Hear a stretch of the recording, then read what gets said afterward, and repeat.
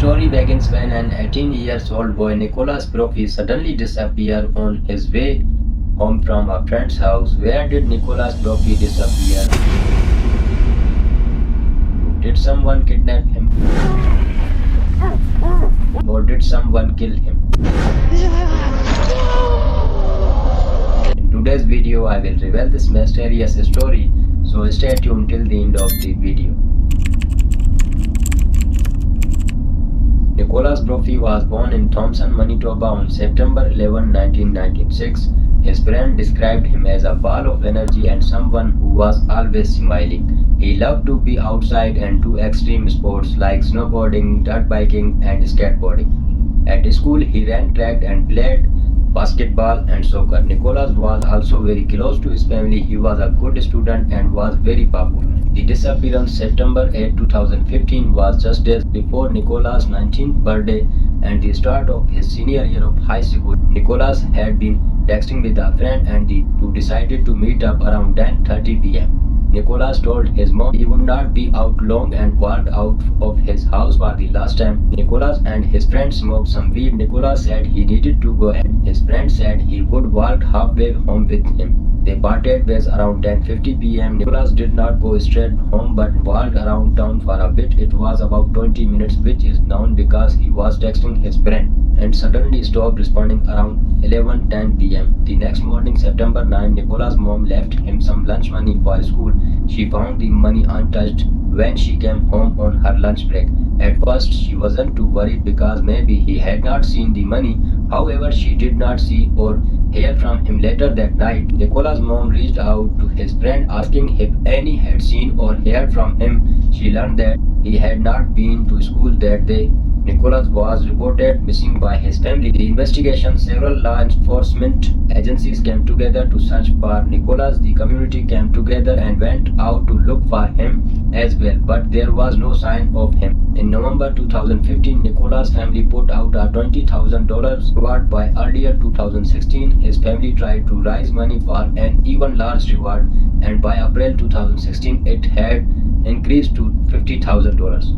That same month, a tip about a suspect finally came to the police. A high school student named Justin Baker had been here talking to people about Nicholas' death. During his interview, Justin spoke about a wooded area near a power line. He said Nicholas' body could be found there. On April 26, 2016, Nicholas' skull was recovered. They used a forensic autopsy and dental records to positively identify him. Nicholas' skull had 6 fractures and multiple blunt force injuries. The motive, Justin Baker told the police that he wasn't alone that night. He identified 2 other individuals that were involved, 𝐓𝐢𝐭𝐥𝐞, Linklater, and Mark Thomas. Night they went to Justin's apartment, but Justin said he tried to tell them that he was too tired. He let them stay anyway and they all drank heavily. Justin said Mark had asked him who he was down with, which meant asking if he had any allegiance with any gangs. Justin said he thought that night was about a gang insurrections. They left the apartment and decided to walk around town. They spotted Nicholas walking alone. Justin said 𝐓𝐢𝐭𝐥𝐞 picked Nicholas as their target. Justin knew Nicholas from school, basketball and soccer. During his police interview, he mentioned how good of an athlete Nicholas was. Murder, according to Justin, 𝐓𝐢𝐭𝐥𝐞 told Mark to attack Nicholas while Justin was on the lookout. They attacked Nicholas and stole his glasses, phone and cash. They then decided to take Nicholas to a place that was more remote. When they got to the wooded trail, 𝐓𝐢𝐭𝐥𝐞 attempted to strangle Nicholas with a shoelace. When that did not work, they stormed Nicholas as he lay on the ground. Then they hit him with the metal baton. Justin said he only became involved 𝐓𝐢𝐭𝐥𝐞 after 𝐓𝐢𝐭𝐥𝐞 threatened him. They covered Nicholas with branches. Justin was told to leave one of his socks near Nicholas' body. The socks was a detail that the police never released to the public. After Justin's confusion, an alert was put out to find 𝐓𝐢𝐿 and Mark. After Justin's confusion, an alert was put out to find 𝐓𝐢𝐿 and Mark. On April 13, 2016, 𝐓𝐢𝐿 and Mark were arrested. Nicholas' skull was found a few weeks later. Justin's confusion and the socks being found seemed to match the evidence. Justice for Nicholas. Mark was arrested in Brandon and needed to be transported in by Winnipeg. While being transported, there was another man in the van with him. Mark was heard bragging about the lack of evidence in his case. He also spoke to another inmate at the jail about the same thing. Mark claimed that he hidden the murder weapon and was sure police would not find it. He said he had discarded it in water. These men were actually both undercover officers who had been planted in the truck and cell with Mark. In November 2018, Mark and 𝐓𝐢𝐭𝐥𝐞 went on trial. They both pled guilty to first-degree murder. Justin pled guilty to second-degree murder. On November 19, 2018, all three were convicted of murder. Mark and 𝐓𝐢𝐭𝐥𝐞 were sentenced to life with the possibility of parole after 25 years in 2020.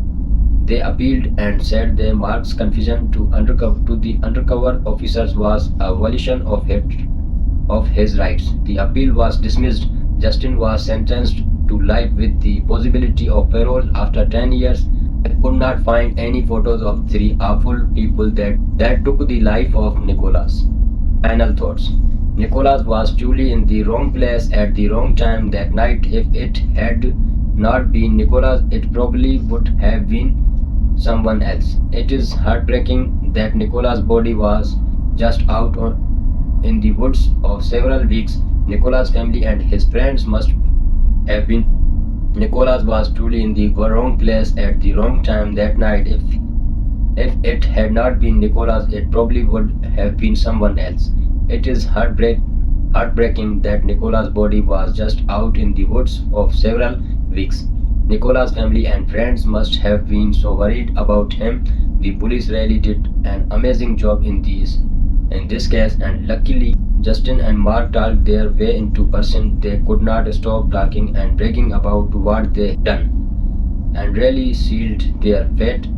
It's just a shame that all three would not be in person for almost the rest of their lives.